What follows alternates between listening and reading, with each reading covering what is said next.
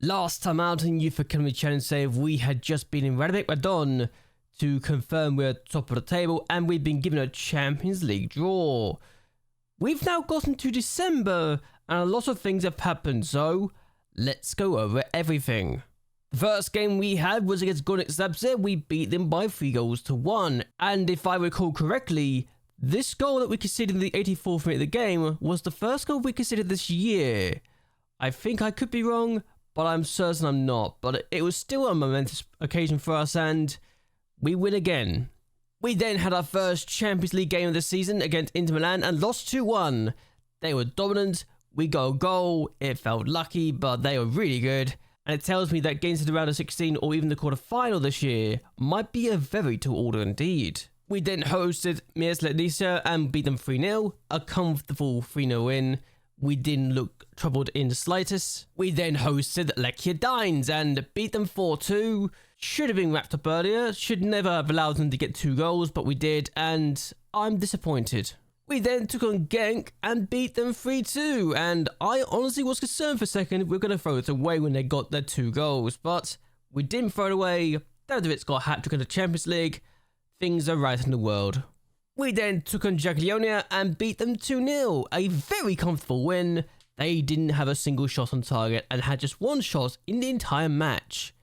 This team were really good last year. What on earth happened to them? We then took on Pocket and managed to draw 1-0. Disappointed with this result, honestly. We should have won, and I wish I knew why we threw this away, but we did. We then went to the Champions League holders Real Betis, and we lost 3-0, and after the first half of 0-0, I thought, oh, we're doing good. We could survive this game. We can get a point. No.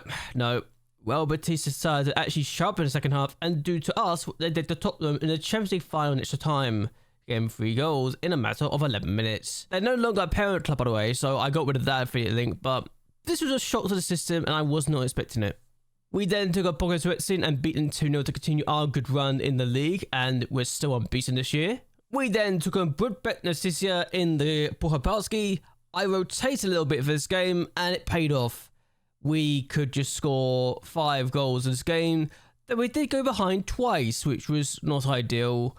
But then I shouted at the players, what are you doing, when they scored the second goal, and then they got 3 goals in a matter of 13 minutes. So, turned the game on its head. We made complete sure we weren't going to lose this game, and we're through to the next round. We then went to Lega Vosaval and won 3-0. Comfortable performance. And it wasn't our best team out there.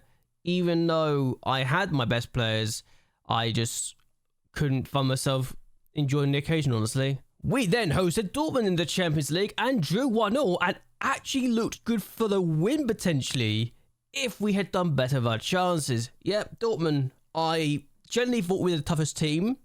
We got a point against them, so that's nice. And if I was to go in the second half, you won't be able to see because it's too far away, but we were bad in the first half. Then I think I changed something, or I shouted at the players enough that they decided to actually wake up, and they just did really well, and we looked like we could win this game. It was delightful. I want more of this, and I want to win next time.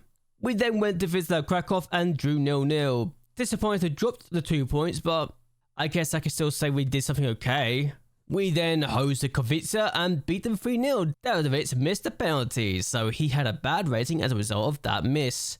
Still, comfortable win, we never looked troubled, and we're looking very dominant these days. Then we hosted Anderlecht, and you can see it, right? You can see the problem that's happened, and that could have cost us an extra 2 points. Davidovich missed the penalty, and I generally don't know whether I want to cry or get angry about it, but oh, it wasn't even as if it was saved. He actually hit the bar. He hit the bar and he couldn't go after it because it wasn't saved and it was cleared. And yeah, 87th minute, we could have got a win here, but we didn't. The Champions League's not going so well. At least we're still unbeaten at home, which is better than nothing. Yeah, better than nothing. GKS Katowice was our next opponent. We beat them by 3-0. Our former player, Damon Herman, is in goal for this game, and he scored an own goal because he saved the shot, but the save literally carried him into the goal. It was very awkward to watch, and I felt bad for him, but we won 3-0 every way. We then went to Krakovia in the Pohopolski third round and beat them 2-1. We're through to the quarterfinal again, and the League Cup and Super Cup treble is on once more. Going into this game, Vista Lords were looking quite good. Then we hit them before in the first half, and they went home crying. Yep, this was great. We were dominating this game. They had just 2 shots on goal, none on target. And again, we were so efficient defensively that we could miss chances and still win by a country mile, which is kind of ridiculous, but there you go. 4-0, easy result. Then we went to Ajax and won 4-3. I'm just going to drop the bombshell here. We were 2-0 down at one point. We then make it 2-1 before half-time. We make it 2-2. Then they scored again to make it 3-2. Then we scored 2 goals in a matter of 10 minutes. 1 minute after they went back in front to equalise, and then 10 minutes later to get the winner. And this is perhaps the best result I will ever get away from home in the Champions League because of the drama of it all, and it was enough to rescue a possibility that we could survive. Survival is the aim of the game in the Champions League this year, and this was a big step towards it. We then took on Wisla Plock, and Davidovich got a hat-trick, so no surprise there. We were comfortable, and we just had momentum the entire match. We weren't going to be stopped. We were really good, and it's another comfortable-looking win. We had our last game before we met against Wrocław, and we beat them by 3-1. They actually equalised at one point, but then we decided to turn up again and make sure they couldn't get anything out of this game. Another win to our collection, and the league is looking like this. We're top of the table by 15 points. Legia Warsaw just dropped off, and we didn't, so that's a thing. We're unbeaten right now. We've only dropped 6 points all year. We could have an unbeaten season, and I don't know if I feel happy about it because of the fact it's so dominant this year. By the way, Wrocław, down in 15th place, just sacked their manager. Remember, they had a tycoon owner at one point, and he just withdrew funding. He's no longer giving any money, and they're still struggling as a result of all of it. I believe they got minus... Well, they're fixed on their finances, but they're still overpaying for some of their players. But Wrocław, once upon a time, won the Ekstraklasa. I think they were the last team. In fact, they were the last team to win this league before we went on our incredible title winning dominance. And yeah, they were good. They were the only team to have stopped us in recent times, and we just took control of the league since then. In the cup, we got Wisla Krakow next, and they are the last good team left. I say good team as if everyone else is rubbish. They're not. It's just we are really good in the cup now, and they're probably the last team that could stop us, apart from Jagiellonia. And even then, Dariusz Jasinski is deciding to be good again. I love this guy because of the fact he did so well for me over the years, but I feel like this is the best thing that could have happened to him, moving from us, and he's shown that. So, happy days for him. Hopefully, he continues his good form. But now let's talk about the Champions League and the fact we're 23rd place. Yep, we're in 23rd place. We've got Real Madrid away from home in the last game of the league phase, and we've got the host, AC Milan. AC Milan are 4th. Real Madrid are down 19th, but it's away to Real Madrid. Our away record is appalling in the Champions League, and there's no getting away from it. Genk, who we beat, are down in 26th. And PSG and Bayer Leverkusen are down in 29th and 31st respectively, which is why I genuinely don't think we can say we are safe until we get an extra 3 points. We need to win somewhere, and I don't know where it's going to come from. The best bet is our home form, being against AC Milan. But even then, AC Milan are outstanding this year. They've only lost to Real Madrid, to be fair. But they've beaten Celtic, by Leverkusen, Wolfsburg, Chelsea. Chelsea being beaten by them is probably not a big shock, but they're also down here. So I don't know what to think anymore. The league phase is great because it's so chaotic, but at the same time, it's bad because we can't guarantee ourselves to go through because everyone else is tripping over themselves. And unless you're one of the bottom 3 teams, or bottom 5 teams, bottom 4 teams, unless I'm taking one of those teams on, I can't guarantee points at the moment, it feels like. And that's a shame. At least in the Europa League, things are looking better for Poland because Wisła Kraków are actually in 13th place. They've got 11 points, so they should theoretically be safe. Because they've only got 7, but they have a chance to go through. They just need to be smart with their decisions. They got Aberdeen. Aberdeen are down in 32nd place, so they have a chance to go through. Wisła Kraków have RB Leipzig, so good luck to them. And followed by that, we have got Pogoń Szczecin taking on Gent, and that's a thing. And then you got Wisła Kraków taking on Victoria de Gimieres, who are also quite good. So it's a possibility we can have at least one posting get to the top 8, but I wouldn't be comfortable saying that it's going to happen. I could say it could happen. Whether or not we can get 2 postings to survive is a different story altogether. As things stand, we've actually got 8 points, so we're only 0.9 points away from matching what we're losing this year. Unfortunately, the Netherlands have already surpassed the year they're losing. Thankfully, the Czech Republic are still failing in their quest to do well, as are Belgium, so that could be 2 places going up anyway. I say 2 places as if Liechtenstein aren't doing really well, because of course they are. Austria are having a bad year, but they're not losing enough points for us to catch them so far, so 7th place is probably the target for the future seasons.